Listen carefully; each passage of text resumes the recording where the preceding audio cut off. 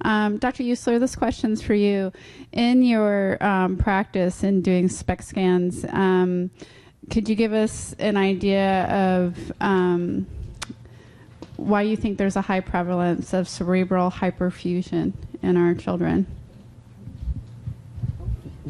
Why do you think that there's... was something I had here. I heard you say hyperperfusion. Hypoperfusion. Okay. Yes. All right. So first of all, this is that just for... How many of you actually know what a SPECT scan is? Okay. Well, let's start there. Okay.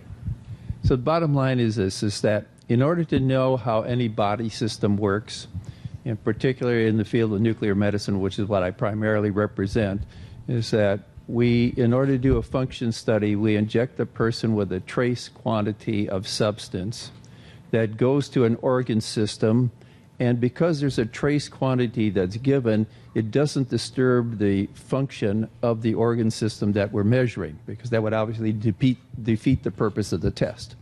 So what the SPECT imaging has done is the person gets a very small trace quantity of an isotope substance that goes to the brain in relation to how all the regions of the brain are working at the time the person is injected.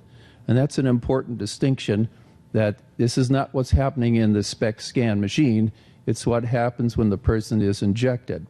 This brings about the ability to look at a person's brain function in a variety of different conditions, whether the person is at rest or whether they're performing a cognitive challenge. So we can make some distinctions about how the brain responds to certain circumstances. But given that the person has gotten the injection, the isotope is in the brain within 2 minutes, and the person is then subsequently placed in the scan machine. Now, many of the children in the autism spectrum can't really cooperate, so we do have to give them some sedative, but it's only while they're in the scanner, not at any time before or after that. So what happens is we get the information from the scan, and it doesn't come out in terms of a diagnosis. It comes out in terms of this area of the brain seems to be working at a level below what we expect. We have some normative data base for a reference purpose. Some areas of the brain are overactive. Because the tracer flow is fundamentally associated with regional brain cell function, which is closely related to the way blood flow is in the brain at the time that it's operating. Because remember, the brain doesn't store any nutrients, so it needs ongoing oxygen and blood supply and glucose to keep working. So the metabolism pattern that we see represents regional brain function, and as you indicated, the question becomes then in terms of blood flow. The speaking of this is hypoperfusion, meaning there's a lower level of brain perfusion, which means that's related to a lower level of brain function. And so the question, and for many years, the thought was that if anything is going wrong in the brain, it must be because the brain function in a particular region is below the expected amount. And so many of the articles, and I'll present this in a little bit tomorrow in my presentation, is the initial work in publications where there's all this hypoperfusion in the brain, areas of underfunctioning.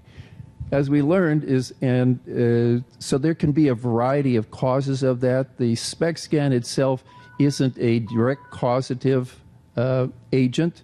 In other words, it's simply, we're looking at the metabolism, we're looking at brain function. We still need a lot of clinical information to find out why it could be that areas of the brain are underactive or underfunctioning. One of the, and I know we'll complete on this shortly, but I wanted to point out, not only did the conversation and the question start out as hypoperfusion, but one of the observations we made over the last 10 years was that there are also many regions in the brain that are overactive. So there's hyperperfusion as well as hypoperfusion.